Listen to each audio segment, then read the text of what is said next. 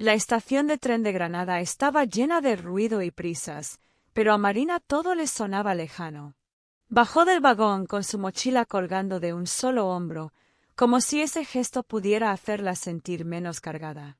Hacía ya más de un año que se había mudado desde Sevilla para estudiar filología hispánica, y sin embargo, cada regreso era como una despedida. «Otro trimestre más», murmuró mientras salía a la calle. Granada era distinta. No solo por el clima, más fresco, ni por las cuestas interminables del Albaicín. Era como si la ciudad misma la invitara a reinventarse. A veces le gustaba, otras la confundía. En su pequeño cuarto del colegio mayor, decorado con fotos de Sevilla, velas aromáticas y libros subrayados hasta la exageración, se sentía entre dos mundos. Las videollamadas con Javier eran el puente. Él, con su sonrisa tranquila, con esa voz que aún la hacía sentir en casa. Pero últimamente, el tiempo entre los mensajes se alargaba. Las respuestas eran más cortas. Las conversaciones, más tensas. Una tarde cualquiera, en la biblioteca de la Facultad de Letras, conoció a Alejandro. No fue un encuentro cinematográfico, ni hubo música de fondo. Fue más bien una coincidencia. Estaban buscando el mismo libro. ¿Tú también vas a literatura comparada?, preguntó él, sosteniendo un tomo grueso entre sus manos. Sí, respondió Marina, algo nerviosa. Segundo curso. Él sonrió, y ese gesto se le quedó grabado. No era un chico que buscara atención, pero la tenía. Alto, moreno, con mirada curiosa y voz serena. A lo largo de las semanas, comenzaron a coincidir más seguido. Primero en clase, luego en la cafetería. Finalmente, compartiendo apuntes y preparando trabajos juntos. Marina mantenía una distancia cuidadosa. Siempre mencionaba a Javier, dejaba claro que tenía pareja. Pero Alejandro no preguntaba demasiado, no se acercaba más de lo que ella permitía. Y eso, extrañamente, le daba más confianza.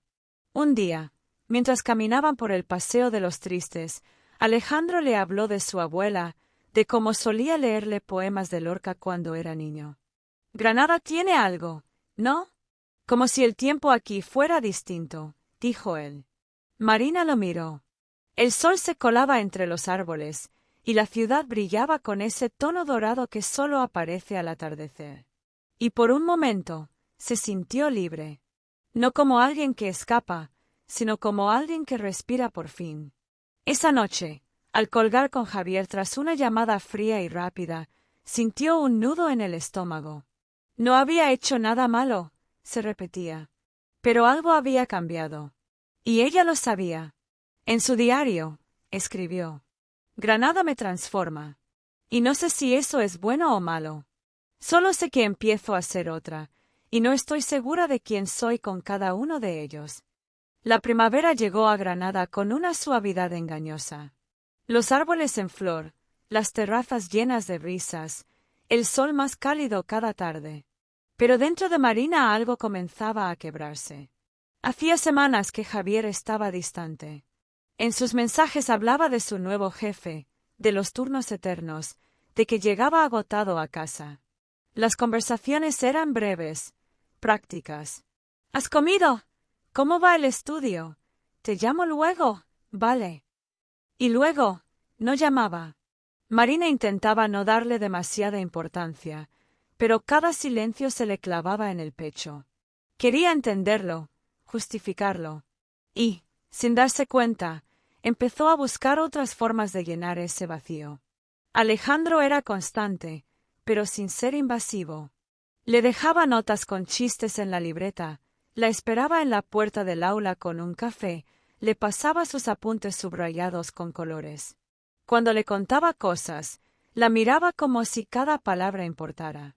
«Si quieres, podemos repasar juntos el tema del romanticismo», le dijo un jueves por la mañana. «Hoy?» «Sí, después de clase. Te invito a desayunar antes». Aceptó. No lo pensó demasiado. En el bar de siempre, hablaron de libros, de infancia, de ciudades a las que les gustaría escapar. Alejandro hablaba poco de sí mismo, pero cuando lo hacía, dejaba huella. Ese día estudiaron hasta tarde.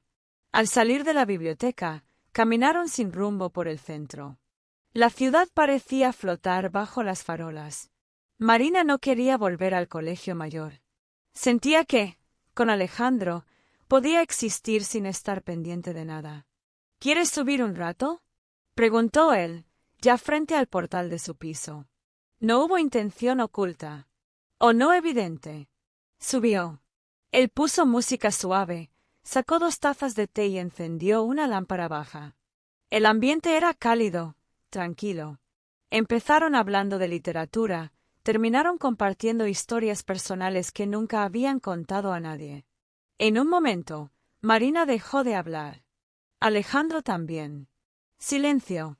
Solo la música y el tic-tac del reloj. Estaban cerca, pero no se tocaban. Sus miradas sostenidas hablaban por ellos. Era una tensión distinta, densa, pero no física. Un hilo invisible que los unía sin necesidad de gestos. Ella se levantó. «Debo irme». «Claro», respondió él, sin moverse. En la calle, el aire le golpeó el rostro. Sentía que su piel ardía. Esa noche no escribió a Javier.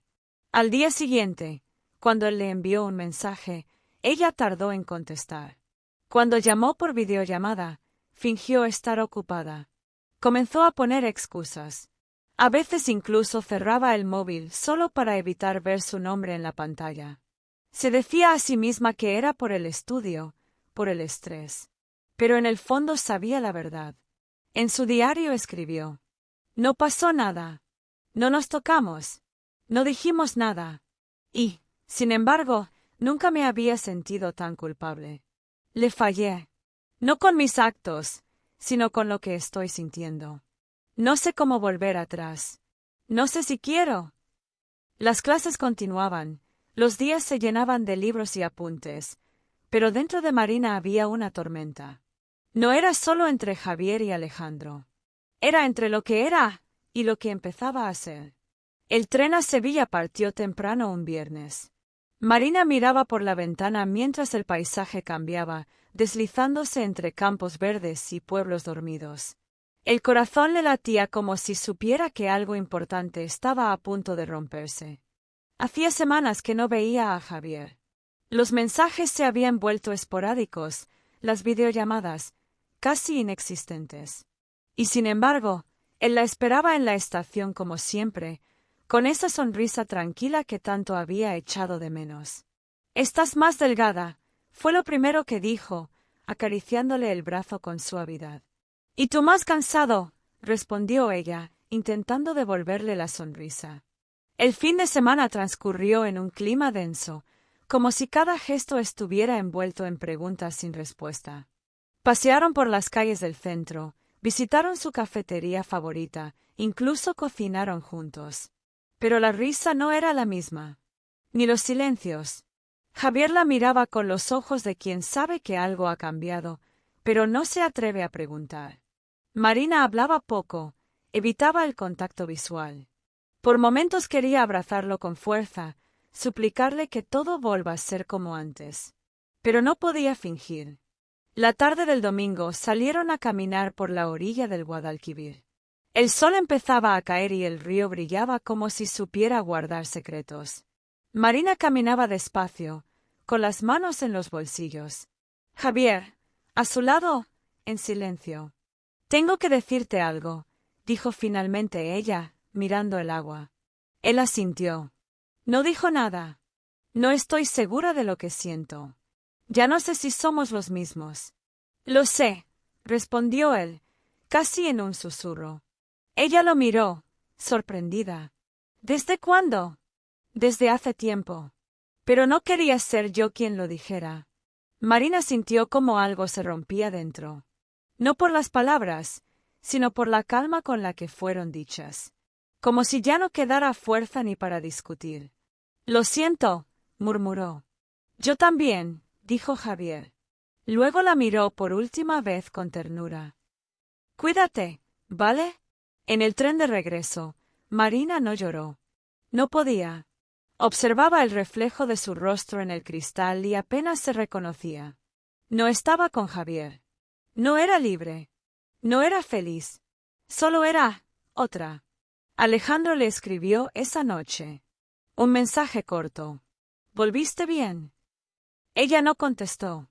No sabía qué decir, porque tampoco sentía esa emoción que había sentido antes. Como si todo lo que la había movido se hubiera desvanecido al enfrentarse con la realidad. Al día siguiente, fue a clase, cruzó los pasillos como un fantasma. No buscó a Alejandro, ni miró el móvil. Solo necesitaba silencio. Al caer la tarde, se sentó sola en el patio interior de la facultad. Desde allí se veía la silueta de la Alhambra recortada contra el cielo rosado. El viento jugaba con su cabello. Cerró los ojos. Pensó en Sevilla, en Granada, en lo que había perdido y en lo que aún no había encontrado. Algo terminó, pensó. Pero, ¿empezará algo nuevo? Y se quedó así, inmóvil, como si esperara que el viento le trajera una respuesta.